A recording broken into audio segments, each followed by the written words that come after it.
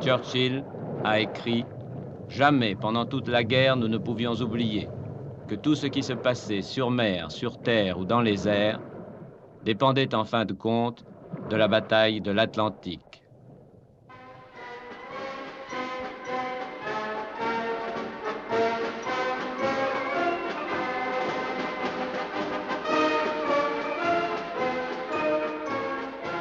À la veille de la Seconde Guerre mondiale, Hitler a reconstitué la Kriegsmarine comme le reste, au mépris des traités.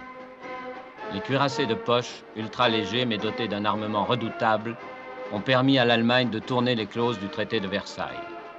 Elle les a déjà violées en construisant des sous-marins dès 1935, et tout cela, il faut bien le dire, avec la bénédiction de la Grande-Bretagne. Cependant, Hitler ne croit pas, contrairement à ses amiraux, que le sort de la guerre, cette fois encore, se jouera tôt ou tard sur les océans. Et il a sacrifié la marine à l'aviation de son compagnon favori, Göring.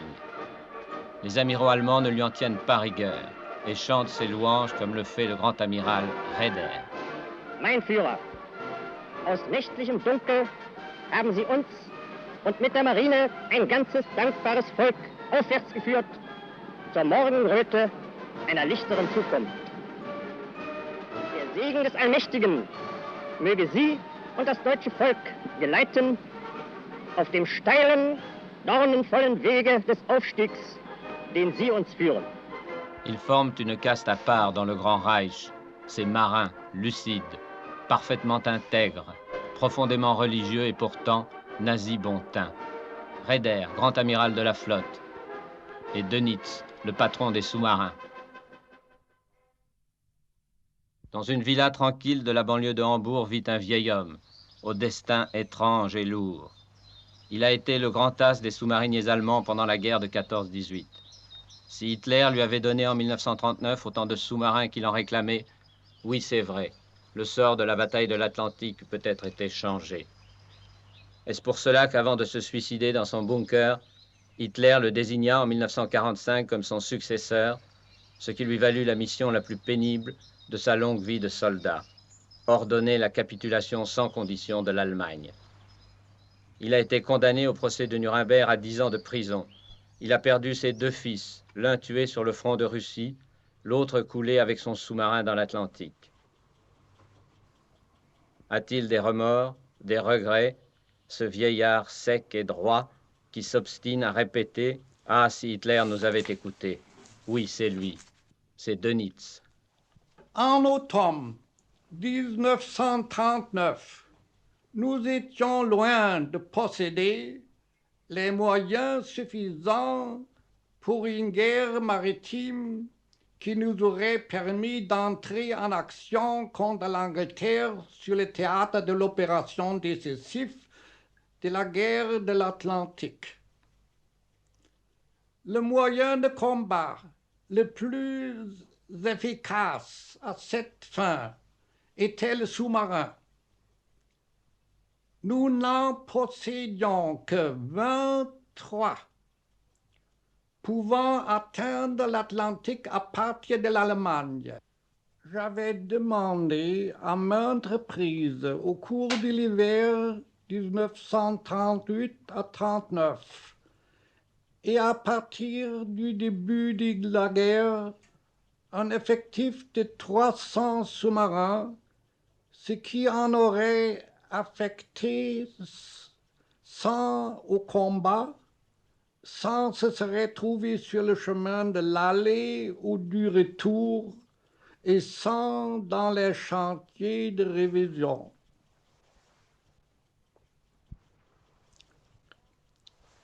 Hitler ne partageait cependant pas ce concept stratégique. Ce n'est qu'au printemps 1943, donc après 3 ans et demi de guerre, que le nombre de sous-marins allemands correspondit aux 3/4 du nombre exigé en 1939 par mois.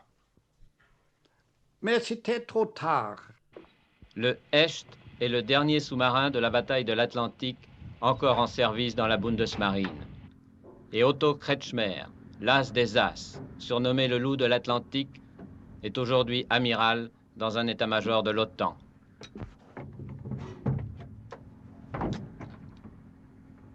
Au début de la guerre, j'avais 27 ans. Les sous-mariniers avaient subi pendant 4 années un entraînement intensif. Nous étions tous enthousiasmés de servir sur des sous-marins. Nous avions l'impression d'être l'élite de la marine. En fait, les dures exigences de notre arme devaient réellement faire de nous une élite.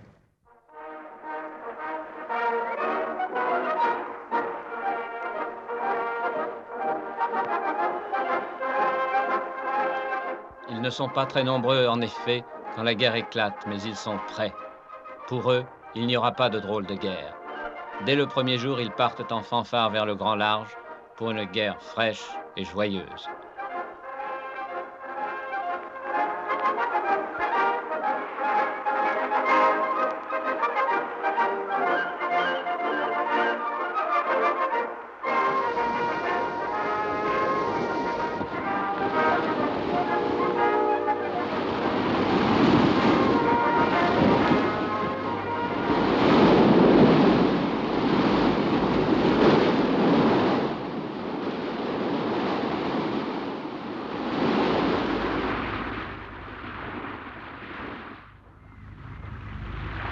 L'instinct du sous-marin, c'est la chasse. Une proie à l'horizon, et c'est l'alerte.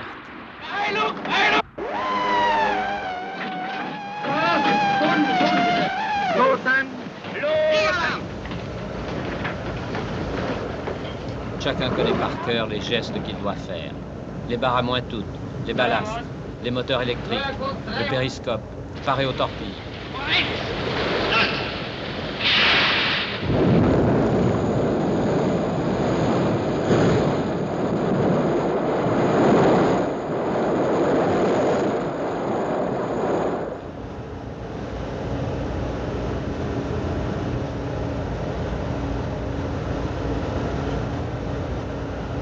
Tout l'équipage est maintenant suspendu aux lèvres du commandant, qui seul voit pour tous, pense pour tous, décide pour tous. Lampensignale.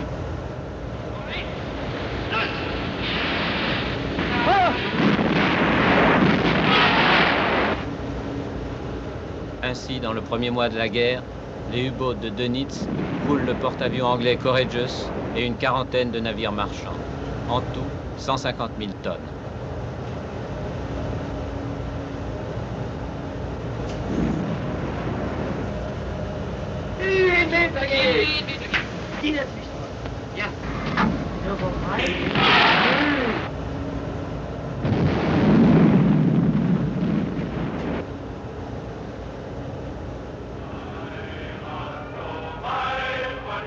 Le 17 octobre 1939, le lieutenant de vaisseau Günther Prien et l'équipage de son sous-marin, le U-47, sont reçus en triomphe à leur retour en Allemagne. Ils viennent d'accomplir un exploit sans précédent. Dans la nuit du 13, Prien s'est introduit dans la baie de Scapa Flow, au nord de l'Écosse. Il a heurté le fond et malgré des courants violents, il a réussi à passer les filets d'acier. Et là, sous la lune, il a trouvé toute la Home Fleet au mouillage. Calmement, il a lâché 7 torpilles, coulé le Royal Oak, cuirassé de 27 000 tonnes, endommagé un autre cuirassé, le Repulse, et avant que les Anglais stupéfaits ne soient revenus de leur surprise, il s'est échappé et a rejoint son port d'attache, Kiel. L'Allemagne délire de joie. Prien et son équipage sont reçus par Hitler et Dönitz est promu amiral.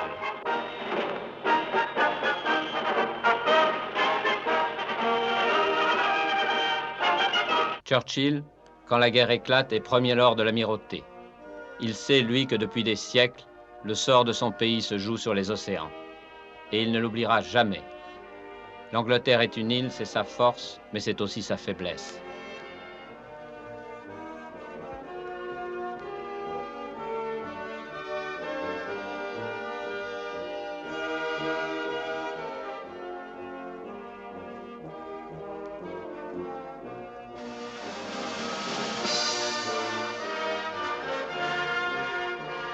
Il fait armer en hâte les navires marchands. et fait rétablir le système des convois inventé par Nelson pour résister au blocus de Napoléon. Car chaque mois, 8000 bateaux apportent du monde entier à l'Angleterre tout ce dont elle a besoin pour vivre et pour se battre. Des milliers et des milliers de jeunes gens sont alors mobilisés par la Royal Navy. L'un d'entre eux est arraché à Oxford où il fait ses études et lancé dans la bataille à l'âge de 19 ans. Le capitaine de vaisseau Templeton Cothill. Ah, vous savez, nous étions plutôt gais. C'était une grande aventure pour nous. On m'a toujours demandé les questions sur le moral des jeunes qui étaient mobilisés. Et vous savez, c'est une question très difficile à répondre parce qu'il n'y avait pas de question de morale. Quand nous avons entendu les discours de Churchill, par exemple, qui disait que le seul but, c'était la victoire et que nous nous battrons sur les plages, pour nous, c'était évident et nous avons l'impression que c'était des discours destinés aux étrangers. Pour nous, nous ne pouvons pas comprendre pourquoi Hitler s'est rentré en jeu contre nous. Parce qu'il a dû savoir qu'une fois s'engager contre l'Angleterre, il serait battu. Fin 1939, un des 3 cuirassés de poche d'Hitler, le Graf Spee, commandé par le capitaine de vaisseau Langsdorff, sème la terreur dans l'Atlantique Sud. Mais la Royal Navy va montrer qu'on ne la nargue pas impunément. 8 escadres anglaises et françaises, dont l'une est composée des croiseurs Achille, Ajax et Exeter, sont lancés à la poursuite du Graf Spee. Avec un flair exceptionnel, le commodore Harwood, qui commande l'escadre G, va se poster devant l'embouchure du Rio de la Plata. Le 13 décembre à l'aube, le Graf Spee paraît à l'horizon et le combat s'engage à 6h16 exactement.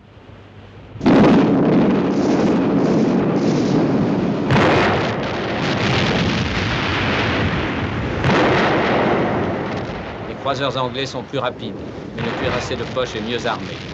À 6h23, les obus du Graf Spee abattent la passerelle de l'Exeter où tout le monde est tué, sauf le commandant. Puis les 2 tourelles avant du croiseur anglais, qui a 57 morts et 23 blessés, qui ne lâche pas sa proie et qui continue à tirer avec les 2 pièces arrière qui lui restent avant de lancer ses torpilles par bâbord et par tribord. À 7h21, une bordée de 280 met hors de service les 2 tourelles de l'Ajax. Mais le Graf Spee, lui aussi, a été gravement touché à plusieurs reprises. Et après 80 minutes d'un combat acharné, le cuirassé de poche s'enfuit derrière un écran de fumée et se réfugie dans la baie de Montevideo.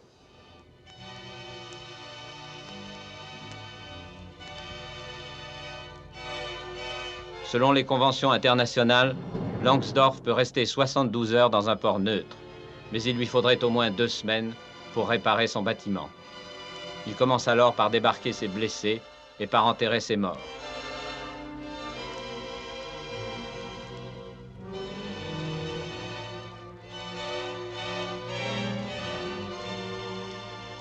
N'ayant pu obtenir une prolongation du délai, Langsdorff appareille le 17 au matin en présence d'une foule énorme. Au large, les croiseurs anglais montent la garde.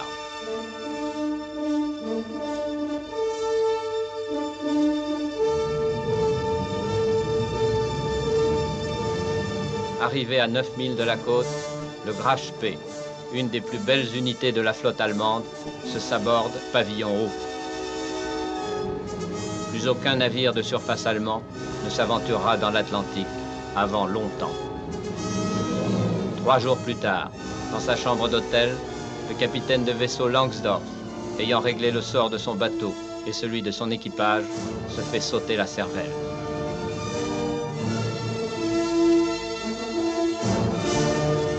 Décidément, Dönitz avait raison. L'arme idéale pour cette bataille de l'Atlantique, c'est le sous-marin. Il en a maintenant 30 en opération. Et pendant cette année 1940, où les armées d'Hitler envahissent la France et occupent toute la côte de l'Atlantique, les U-boats font des ravages. Les sous-mariniers allemands ont baptisé cette période la Belle Époque. C'est celle des grands as, Prien, Schepke, Kretschmer.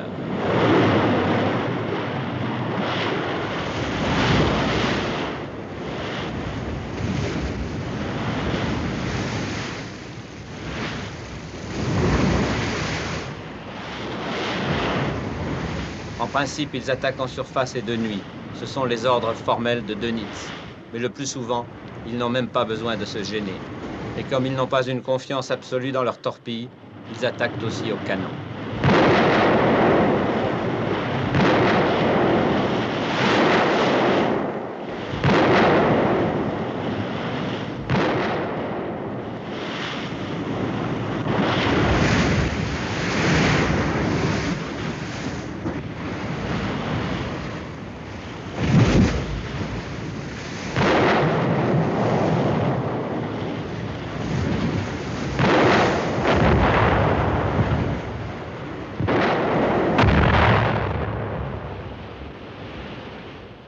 En quelques mois, ils envoient à la cave, c'est comme cela qu'ils disent, 350 bateaux représentant près de 2 millions de tonnes.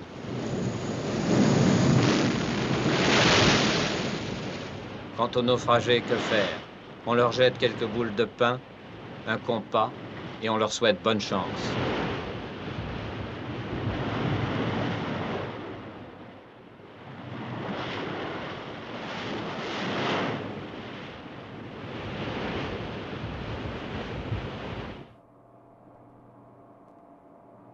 Monsieur John Harvey, ancien officier de marine marchande, a fait 12 fois la traversée de l'Atlantique. Il a connu cette angoisse des convois. C'était inutile d'avoir peur, parce que si on a peur, on veut s'enfuir, se dégager, se cacher, des choses qu'on ne pouvait pas faire. Alors je crois que plutôt on devenait un peu fataliste, que c'était l'espoir qu'on sentait plutôt qu'avoir peur. Par exemple, je peux vous raconter que si on avait une cargaison de minerai de fer, par exemple, on savait que si le bateau était torpillé, elle courait en 20 secondes.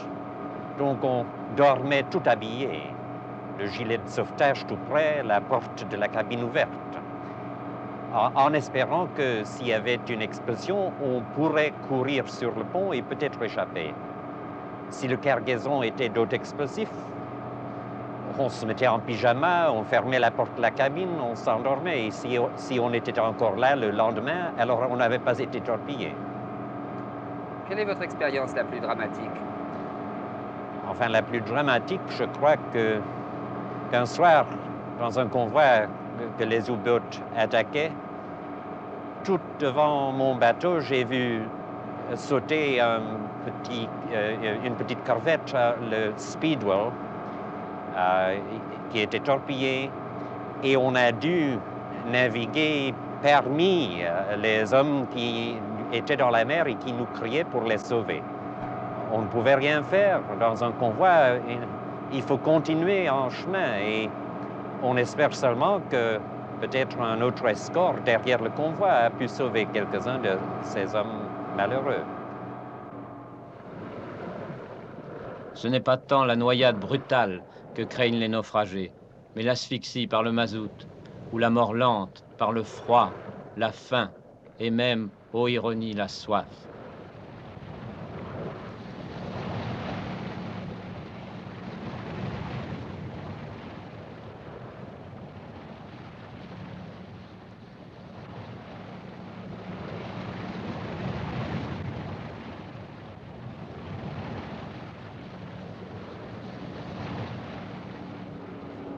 Vous savez, j'étais chargé, moi, à pêcher les rescapés qui ne pouvaient pas grimper une haussière quand ils nageaient à l'eau.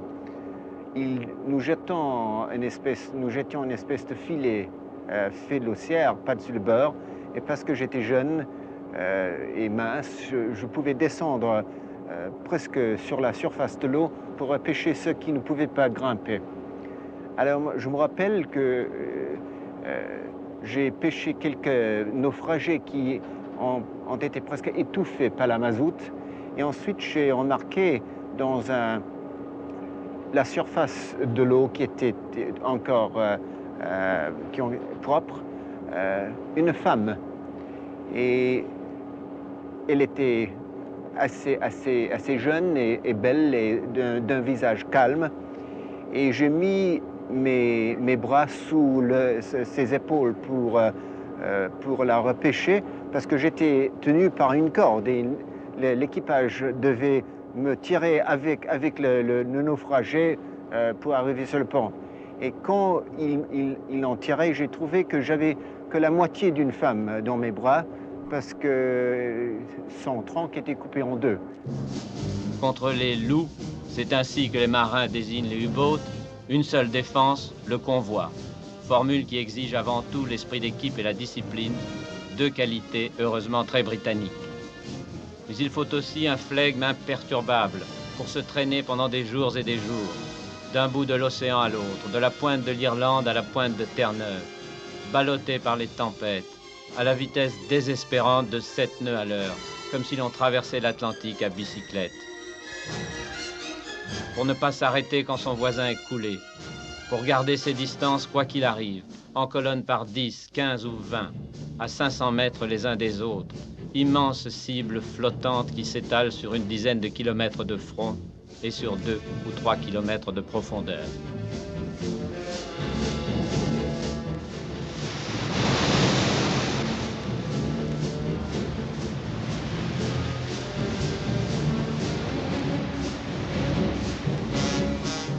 Bien sûr, on s'habitue à tout.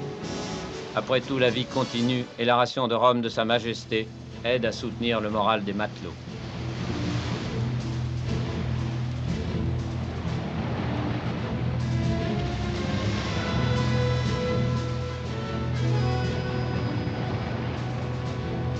Personne n'en parle, mais tout le monde à bord sait que le convoi SC numéro 7 qui a quitté Terre-Neuve avec 35 bateaux est arrivé en Angleterre avec 14 navires seulement. 21 avaient été coulés en route.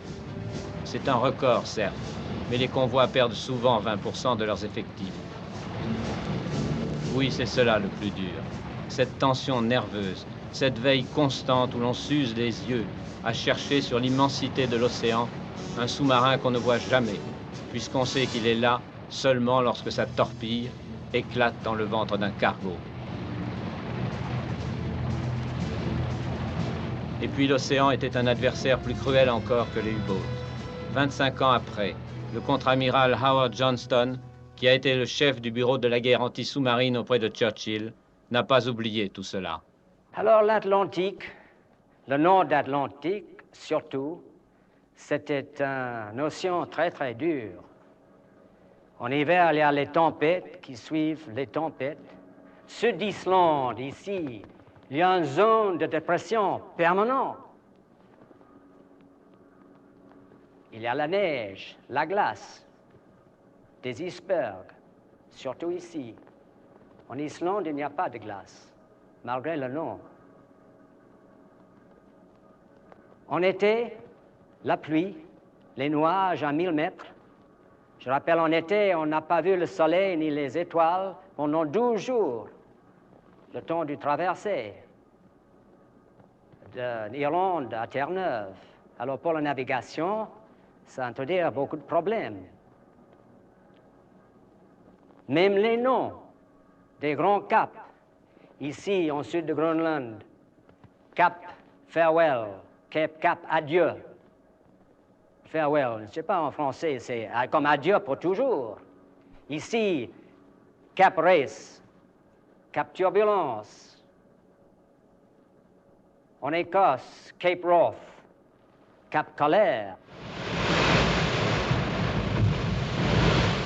On avait des escortes d'Angleterre qui allaient jusqu'à 18 degrés l'ouest. On a envoyé des escortes groupes en Islande, à Reykjavik et Hallfjord, qui prenaient le convoi de 18 jusqu'à 35. Et à 35, on a laissé le convoi disperser.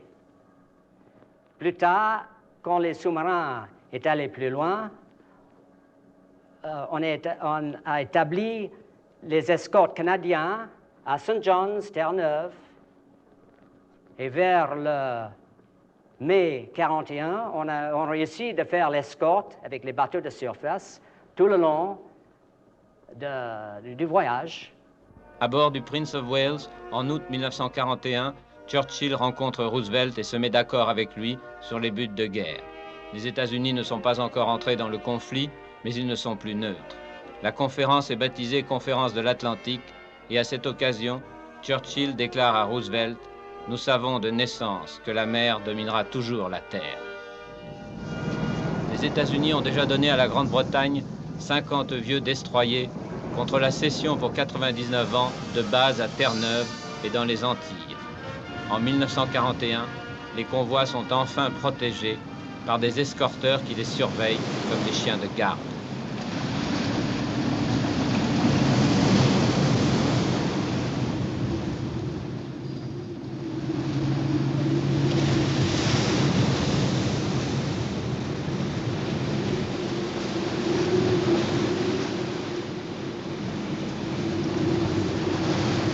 Grâce à l'ASDIC, un appareil inventé en 14-18 par le professeur Paul Langevin, les navires d'escorte peuvent maintenant détecter un sous-marin dans un rayon d'1 mille.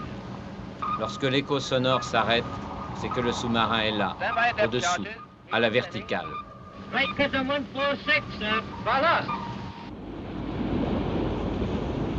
Il n'y a plus qu'à lancer les grenades, réglées pour exploser en profondeur.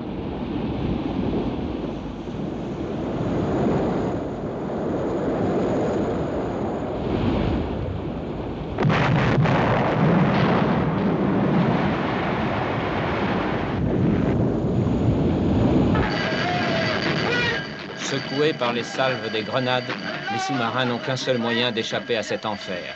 Plonger, plonger toujours plus profond, plonger à mort, jusqu'à ce qu'on entende craquer les tôles.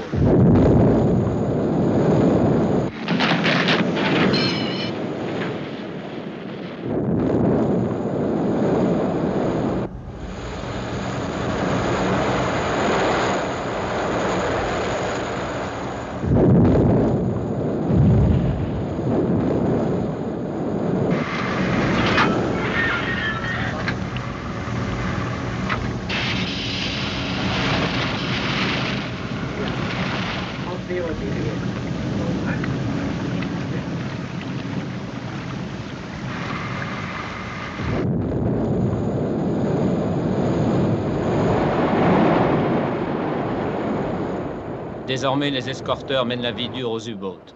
En quelques mois, ils en coulent une 50aine.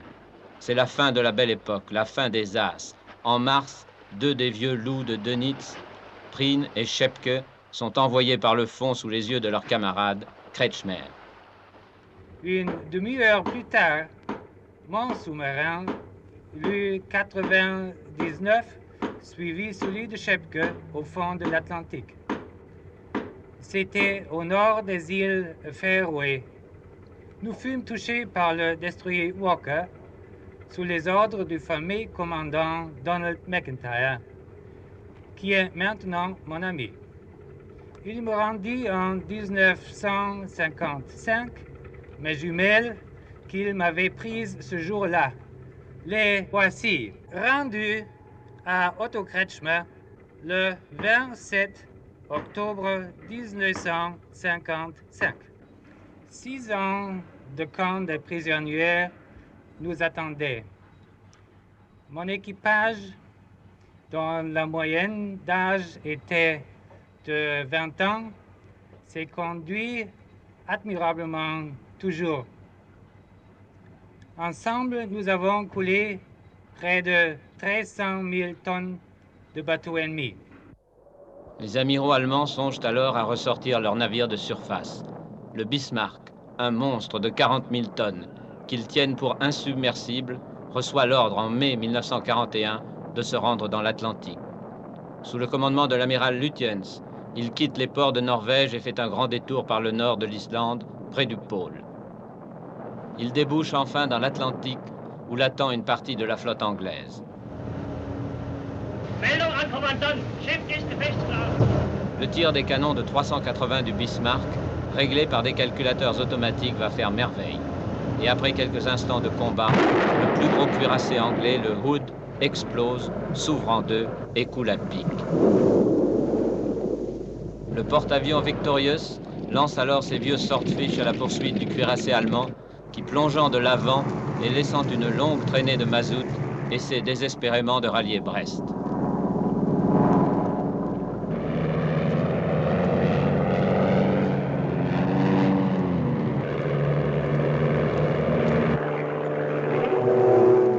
Les vieux coucous attaquent bravement et une de leurs torpilles bloque le gouvernail du Bismarck.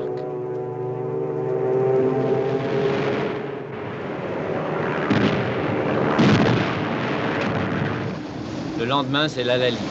Toute la Home Fleet est là avec ses porte-avions et ses cuirassés, sous les ordres de l'amiral Tovey. Mais il faudra encore les canons du Rodney, les avions de l'Ark Royal et 3 torpilles au but pour achever le mastodonte.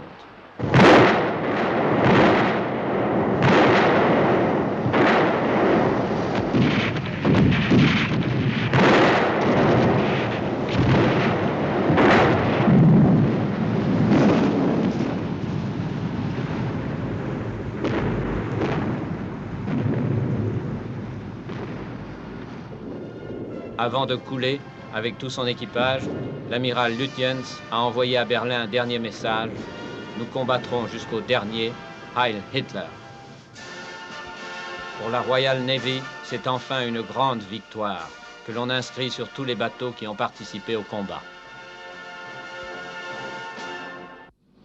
Les Allemands utilisent à ce moment-là une autre arme contre les convois, l'avion. Ils ont transformé pour cela un quadrimoteur commercial en bombardier à long rayon d'action qu'ils baptisent le Condor. Au début, les Condors qui décollent de Bordeaux-Mérignac remportent de nombreux succès dans l'Atlantique.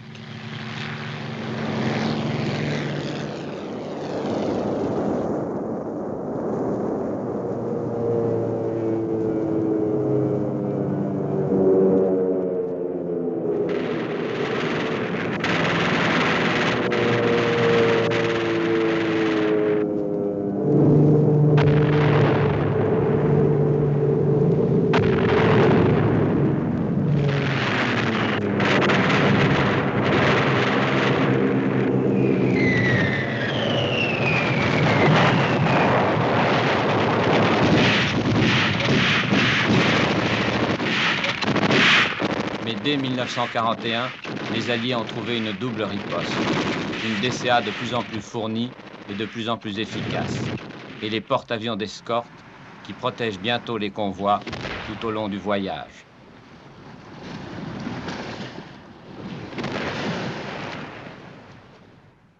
Pendant tout ce temps, Dönitz a consolidé la seule force en laquelle il a foi, les sous-marins. Il a fait construire par l'organisation Todt de formidables abris en béton à Lorient, qui est devenu la base principale de ces U-boats. On se bat maintenant partout. Depuis juin, Hitler a attaqué la Russie et en décembre, l'Amérique est enfin entrée dans la guerre. Lorsque l'ingénieur Todt remet solennellement la base de Lorient à Dönitz, celui-ci va donner à ses commandants un nouvel objectif, la côte américaine. Aujourd'hui, la base de Lorient abrite toujours des sous-marins, ceux de la marine française. Un des rares survivants de l'équipe des Loups de Dönitz, le capitaine de frégate Peter Kremer, est revenu dans cette alvéole de béton d'où il a appareillé si souvent il y a 25 ans pour aller chasser dans les eaux américaines. Combien avez-vous coulé de bateaux? J'ai coulé à peu près 100 000 tonnes, 2 destroyers et j'ai abattu 2 avions. Je suis allé à Miami Beach et très proche de la côte. Je pouvais voir les phares des autos et une nuit, il y a un convoi et j'ai coulé de ce convoi 3 bateaux et quelques heures plus tard, un autre. J'étais si proche que vraiment un pétrolier même m'a touché en coulant. 1942, c'est la grande année pour les sous-marins allemands. L'année américaine, l'année des longues courses à travers l'Atlantique. On ne rentre presque plus jamais au port. Aussi faut-il effectuer les réparations en mer. au prix de 1000 acrobaties périlleuses.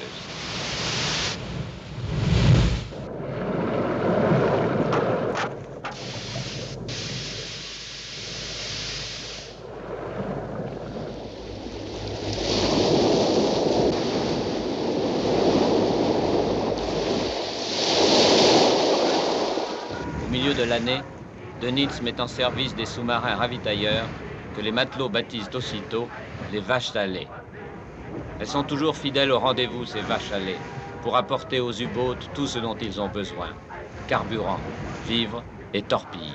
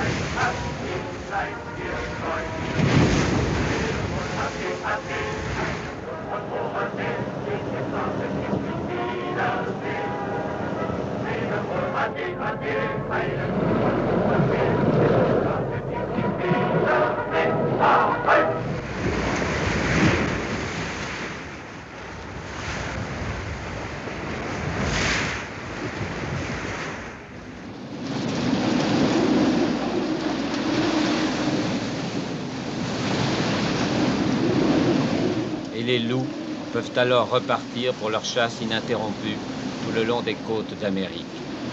C'est une chasse exaltante qui enivre tout l'équipage comme une drogue, et pourtant la vie à bord d'un sous-marin n'est pas toujours drôle. L'air est irrespirable et empeste le mazout. Il y a très peu d'eau et surtout peu de place. On est obligé de prendre ses repas à tour de rôle, et même de dormir par roulement, car il y a seulement 2 couchettes pour 3 hommes.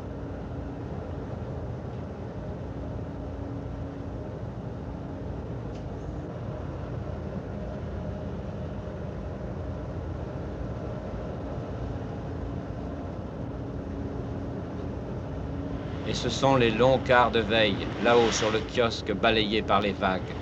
Il ne faut pas oublier de s'attacher, car il est arrivé souvent qu'une lame de fond emporte les guetteurs sans que personne en bas ne s'en aperçoive.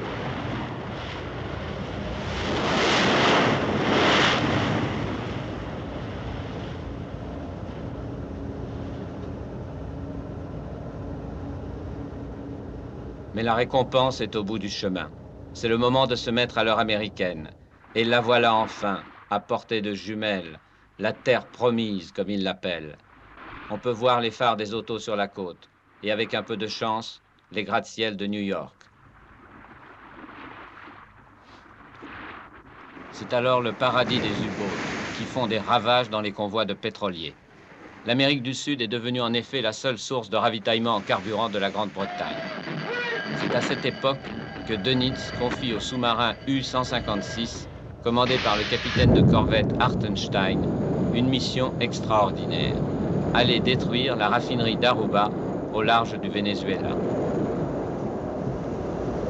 Le 14 février, Hartenstein arrive devant Aruba.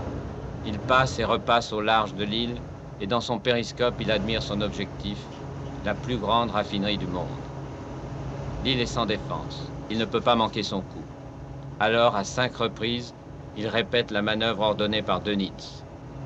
Il doit s'approcher de nuit et bombarder les installations à bout portant avec le canon de 105 qu'on a monté spécialement sur son sous-marin. Il suffit qu'un seul obus touche un réservoir et tout sautera.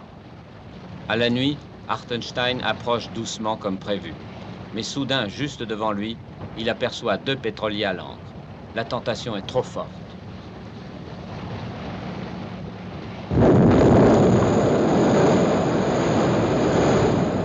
Hartenstein comprend vite son erreur. Les pétroliers flambent dans un immense nuage de feu et de fumée. Le 105 est en batterie, mais comment tirer? On ne voit plus rien. À bord, tout le monde s'énerve. Hartenstein ordonne tout de même feu, mais stupéfaction, le canon explose. Dans la nuit et la panique, ces matelots et matelots allemands ont oublié d'enlever le bouchon du canon. Après avoir tiré en vain quelques salves de 20 mm, Hartenstein fait demi-tour, la rage au cœur. il a raté l'occasion de sa vie.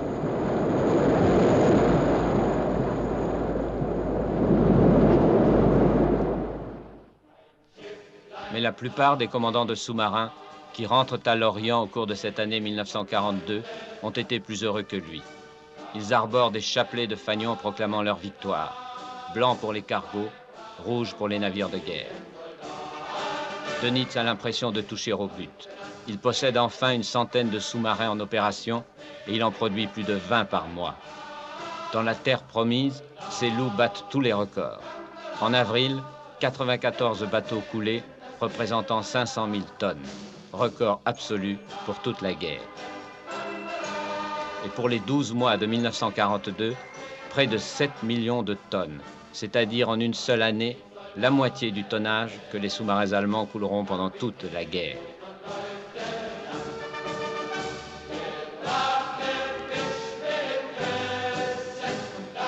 Cependant, les U-boats commencent eux aussi à subir des pertes inquiétantes. En 1942, 85 d'entre eux sont envoyés par le fond. De tous ces commandants de bord, radieux et triomphants, que Dönitz accueille à cette époque à Lorient, 2 seulement seront vivants à la fin de la guerre. Et des 39 000 sous-mariniers, dont Dönitz aime tirer l'oreille, 32 000 périront en mer. Près de cette villa de Lorient, où Dönitz avait établi son quartier général, l'un de ceux qui préparaient dans l'ombre la prochaine défaite des sous-marins allemands, le colonel Rémy, évoque le rôle joué par des centaines de Français de la Résistance qui ont participé à leur façon à cette bataille de l'Atlantique en fournissant les renseignements qu'ils transmettaient à Londres. Il y avait bien entendu les bavardages des sous-mariniers dans les cafés de la ville. Il y avait aussi le blanchissage.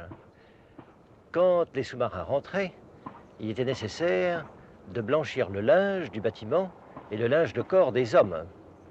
C'était confié à des entreprises de la ville. Les Allemands sont très méthodiques.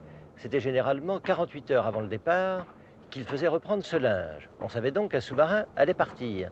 Et on arrivait même à savoir quel était son tonnage selon l'importance du linge de corps, par exemple, qui nous précisait le nombre des hommes et l'importance même du linge du bâtiment. Mais tout ceci ne donnait pas grand-chose. Au mois de novembre 1941, on m'a présenté à Paris un Breton nommé Alphonse Tanguy. Il était mon aîné de 5 ou 6 ans. Alphonse Tanguy, comme je l'ai su par la suite, car il était très avare de ses paroles, était un officier de réserve qui avait travaillé dans le cadre du 2e bureau avant la guerre en Roumanie. J'avais un petit peu d'argent, je l'ai emmené le soir, avant qu'il reprenne son train pour Lorient, dîner chez Prunier, rue du Faux. J'ai offert des huîtres, il n'y avait pas besoin de ticket, et des cuisses de grenouille, je me souviens, à Alex. Les huîtres étaient arrêtées de Sauternes. Il m'a dit, si, entre ses dents, si vous pouviez me procurer 6 bouteilles de Sauternes comme celui-ci, je crois que je vous aurai les indications que vous m'avez demandées aujourd'hui. Ces indications étaient les suivantes. Les Anglais connaissaient parfaitement l'emplacement de la base sous-marine, mais ignoraient les épaisseurs de béton et la disposition intérieure des locaux, les points les plus névralgiques. Comment faire pour leur procurer ça? Il était impossible de s'approcher de cette base. J'ai demandé à M. Barnago de bien vouloir me vendre 6 bouteilles de Sauternes, que j'ai payées, je m'en souviens, 48 francs pièce. Alex est parti avec cela. Et 15 jours après, juste avant Noël, il m'a occasionné une des plus belles peurs de mon existence, car il est venu nous trouver à notre appartement de l'avenue de la Motte-Piquet, porteur d'un grand paquet que je revois encore, entouré de papier journal. Il y avait là tous les plans allemands, originaux, tirés en copie naturellement, tous les plans allemands des bases sous-marines de Lorient, Brest, Saint-Nazaire, La Pallice et Bordeaux. Une chose incroyable. J'ai pu les porter à Londres fin février 1942, quand je suis retourné pour la première fois en Angleterre. Et je me souviens que dans le bureau d'Intelligence Service, où j'ai exhibé ces plans, en présence de mon chef, le colonel Passy, qui à l'époque était encore commandant, les Anglais m'ont dit, on ne vous demande pas combien vous les avez payés, et d'ailleurs vous n'aviez pas assez d'argent pour les acheter, peu importe, dites-nous la somme, on est d'accord. J'ai répondu, c'est pas la peine, ça m'a coûté 188 francs, le prix de 6 bouteilles de Sauterne achetées rue Dufaux. Nous avions un autre Français magnifique, Jean Fleuret, qui a précédé Alex dans mon réseau de près de 8 mois. Jean Fleuret était l'ancien syndic des pilotes du port de Bordeaux. Fleuret a été déporté, il est mort maintenant. Les Anglais ont crédité, comme on dit, mon ami Fleuret, dit Espadon, de 11 sous-marins allemands et italiens coulés et de plus de 20 cargos coulés, ce qui représente une grande victoire navale. La base de Lorient porte aujourd'hui le nom de l'un de ces héros obscurs, d'origine alsacienne, l'ingénieur en chef Stoskopf, arrêté et fusillé par les Allemands en 1944. Les forces navales de la France libre, elles aussi, ont participé à la bataille de l'Atlantique. Le dernier bâtiment de la Marine nationale ayant pris part à ces combats est basé à Lorient, l'escorteur malgache.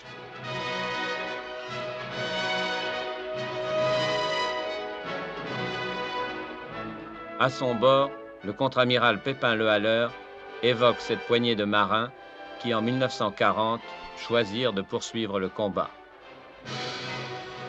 Quelques mois à peine après l'armistice de 1940, une bonne douzaine de bateaux de guerre français, réarmés par Muselier, et les quelques officiers et hommes d'équipage qu'il avait réussi à rameuter, naviguaient avec les Anglais. Ils étaient peu nombreux, en effet, à avoir suivi l'exemple des 127 pêcheurs de l'île de Sein qui étaient passés en Angleterre dès le 26 juin 40. 3 ans plus tard, les FNFL comptaient 8000 hommes et les actions de certaines de leurs unités avaient forcé l'admiration des Alliés. Le Triomphant, commandé par le futur amiral Auboineau, le Léopard et toutes ces corvettes au nom de fleurs construites par les Anglais, Alice, Mimosa, Renoncule, qui participaient à l'escorte des convois, et surtout Aconite, qui réussit un exploit peu ordinaire, un doublé de sous-marins allemands.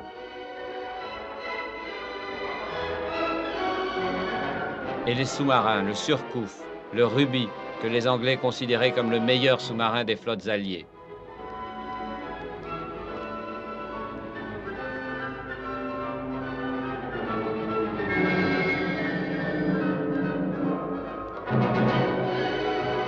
Et enfin, la Combattante, qui conduira le général de Gaulle en Normandie quand viendra l'heure de la libération.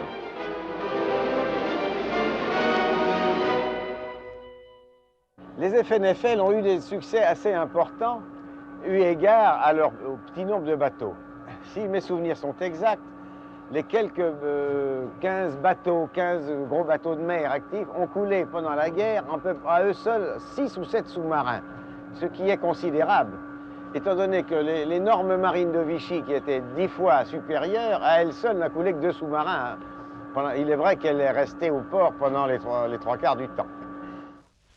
Fin 42, les loups de Dönitz, qui opèrent en meute, croient encore que la victoire n'est plus très loin. Et pourtant, c'est le moment où, malgré les pertes énormes des Alliés, l'équilibre est en train de basculer en leur faveur. Dönitz, lui, le sait. Il sait que tout le problème pour l'Allemagne est d'arriver à couler plus de bateaux que les Alliés n'en peuvent construire, et plus vite.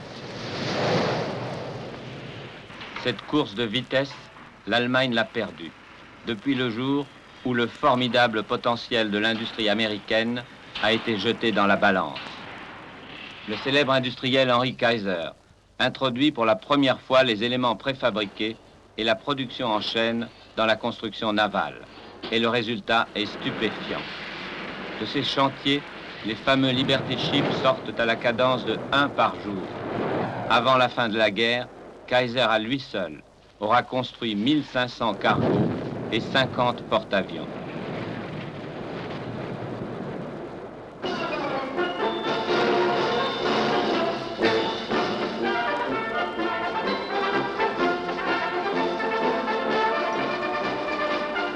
Pour lancer ces vaisseaux de la liberté, on mobilise les vedettes de cinéma comme Irene Dunne et Clark Gable.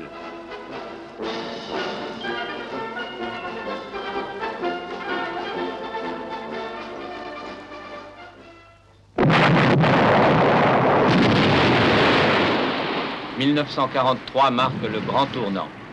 Au cours de l'année, les Alliés vont couler 234 sous-marins allemands.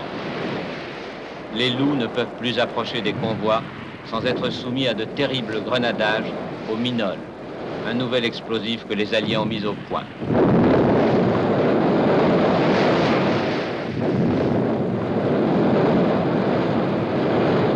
On voit alors apparaître à la surface de la mer ces grandes taches de mazout qui indiquent que Dönitz vient encore de perdre un de ses U-boats. En janvier 1943, Hitler a remplacé Raeder par Dönitz, qui est devenu grand amiral de la flotte. À cette époque, la victoire a changé de camp. Les Alliés ont débarqué en Afrique du Nord et Rommel va bientôt être chassé d'Afrique. Les armées allemandes capitulent à Stalingrad. C'est surtout le front russe qui préoccupe Hitler. Or, les États-Unis ravitaillent la Russie par Mourmansk. Et chaque fois qu'un convoi parvient dans ce port soviétique de l'océan glacial, les Allemands subissent une défaite sur le front russe 2 mois plus tard. Dönitz, sentant que ses sous-marins sont en perte de vitesse, songe une fois de plus à utiliser la flotte de surface contre les convois de Russie. Mais depuis les mésaventures du Graf Spee et du Bismarck, Hitler ne croit plus à ces grands bâtiments. Et il parle très sérieusement de les envoyer à la ferraille. Il est vrai que depuis le début du conflit, ils n'ont guère accompli de prodiges. Le Scharnhorst et le Gneisenau, cuirassés de 26 000 tonnes, ont effectué une seule sortie dans l'Atlantique, au cours de laquelle ils ont coulé une vingtaine de navires alliés.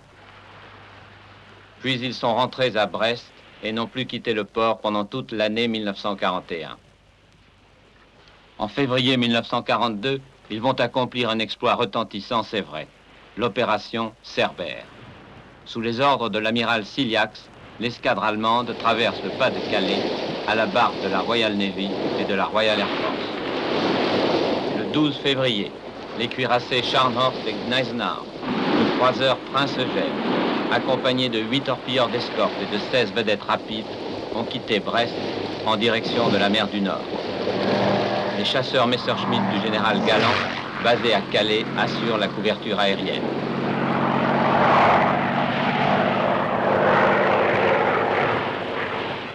De Brest, le lieutenant de vaisseau Philippon, agent secret de la France libre, a prévenu Londres du départ des cuirassés allemands.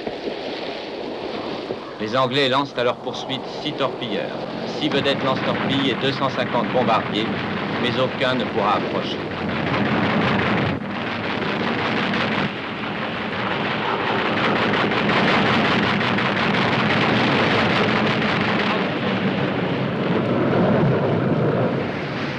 Les 2 cuirassés réussissent enfin à passer en mer du Nord. Mais cet exploit ne devait pas servir à grand-chose, puisque le Gneisenau ne reprendra plus jamais la mer et que le Scharnhorst restera de nouveau au port pendant toute une année. Jusqu'au jour où Dönitz décidera de le lancer contre les convois de Mourmansk. Mais à la Noël 43, le cuirassé anglais Duke of York l'attend dans la nuit polaire. Et quand le combat s'engage, l'Anglais obtient tout de suite l'avantage grâce à la précision de ses radars de tir.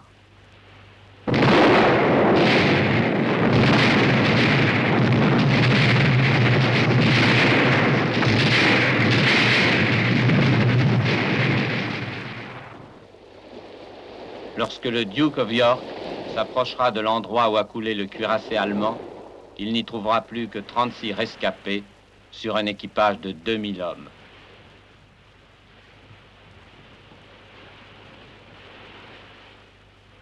Le vainqueur du Scharnhorst, l'amiral Fraser, reçoit alors du roi le beau titre de Lord of the North Cape, Lord du Cap Nord.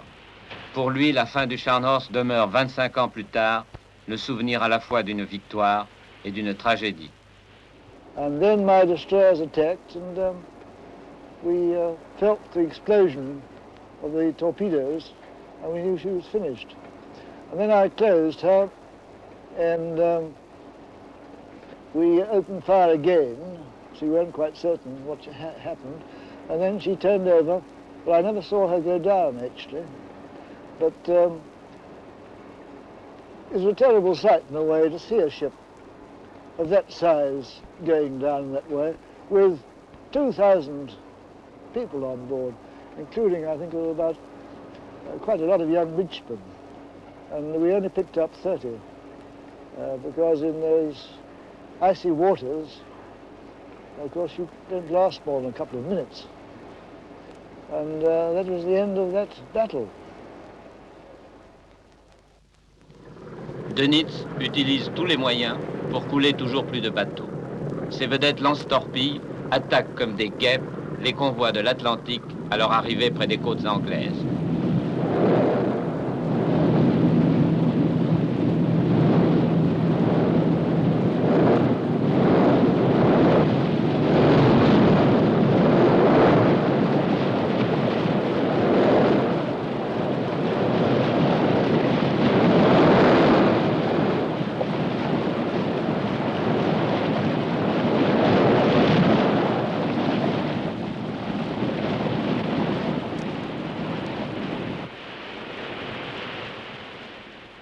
Elles vont se poster devant l'estuaire de la Tamise, par où passent tous les bateaux qui vont à Londres.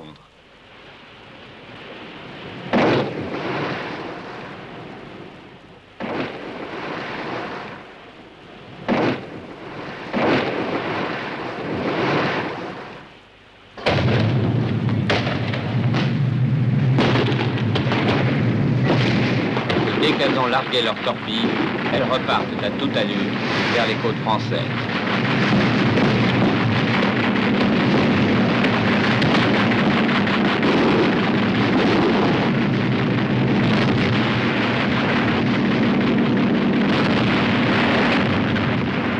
Mais les vedettes ne pèsent pas lourd dans l'immense partie engagée. Le grand vainqueur de la bataille de l'Atlantique, c'est l'avion.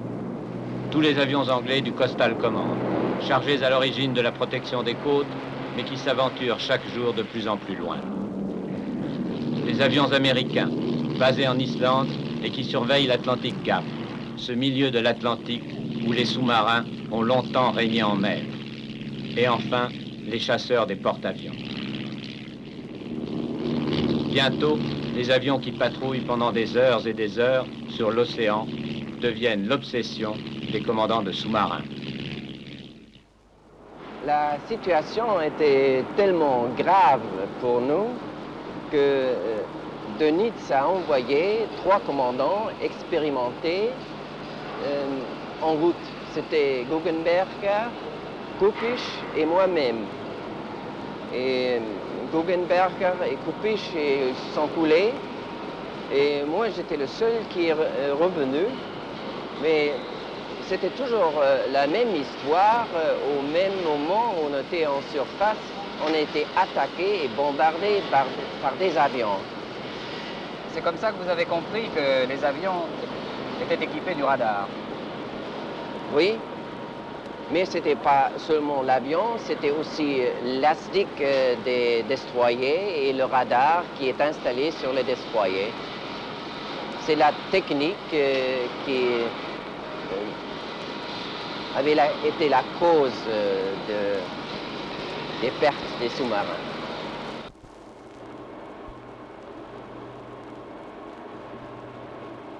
Il n'y avait pas que le radar, il y avait aussi les hommes, les équipages et leurs chefs, comme l'amiral Sir Peter Greyton, qui était un des as anglais de la chasse anti-sous-marine.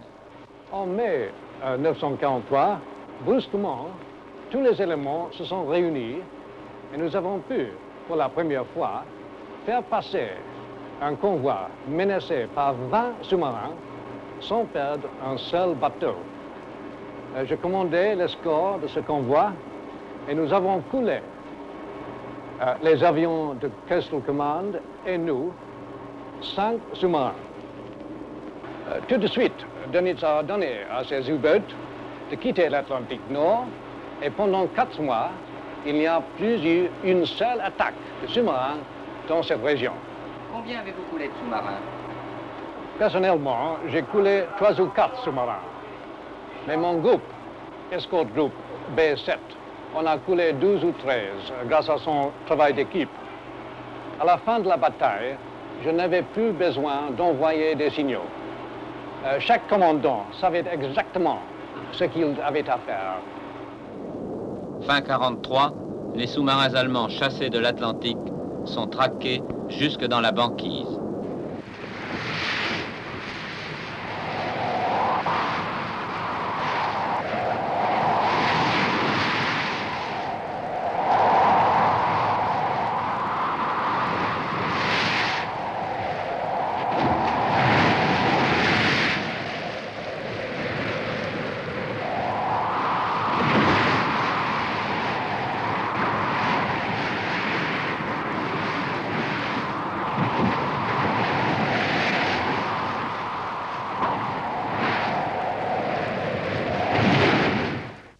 Alors que le Troisième Reich commence à s'écrouler, Dönitz s'acharne et il construit en secret, dans des usines souterraines à l'abri des bombes, de nouveaux modèles de sous-marins révolutionnaires. Ils vont plus vite en plongée qu'en surface. Il en a déjà un en service, 7 à l'entraînement et 90 en construction.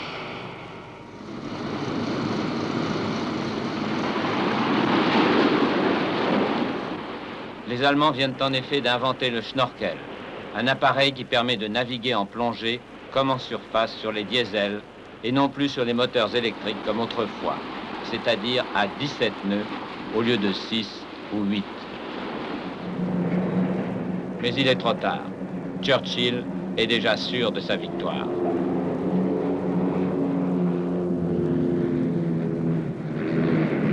Sous la protection des avions, les convois apportent en Angleterre les milliers de tanks et de canons et les millions de soldats qui libèrent l'Europe.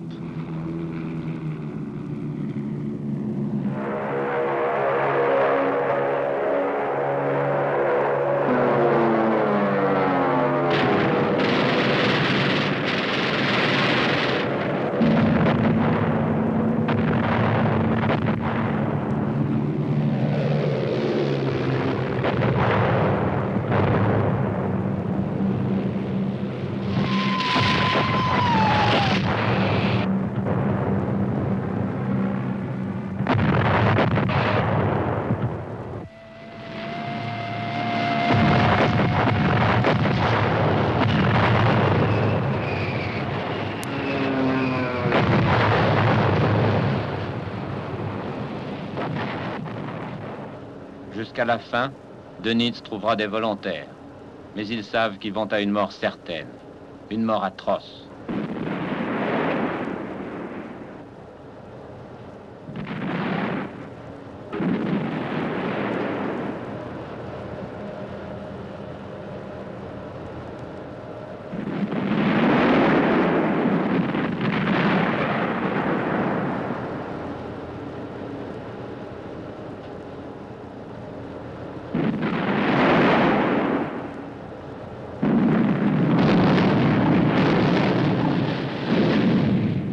Ainsi disparurent corps et biens 700 sous-marins allemands.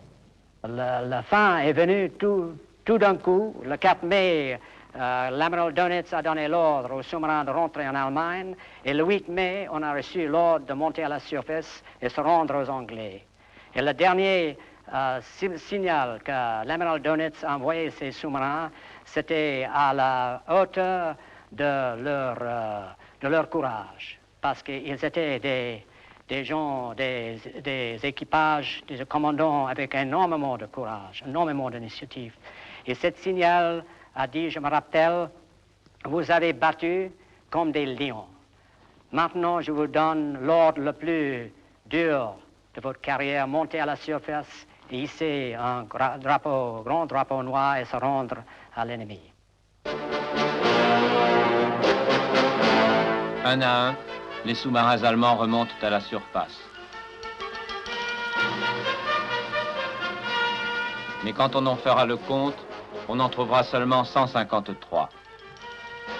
La plupart des commandants n'ont pas pu croire que l'ordre de se rendre venait de Dönitz, et 215 d'entre eux ont sabordé leurs bâtiments.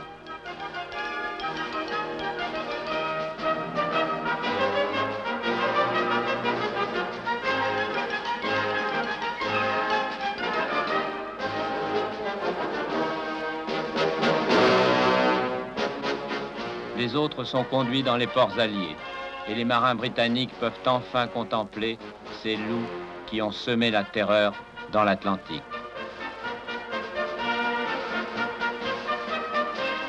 Car au cours de ces 6 années de guerre, ils ont coulé, à la torpille ou au canon, 2759 bateaux alliés, 14 millions de tonnes.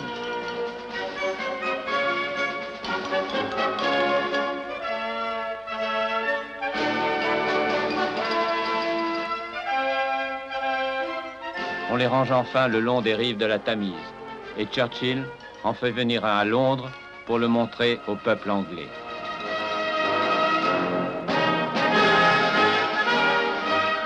Churchill qui écrira un jour « Tout au long de cette guerre, je n'ai vraiment eu peur que d'une seule chose, des sous-marins ».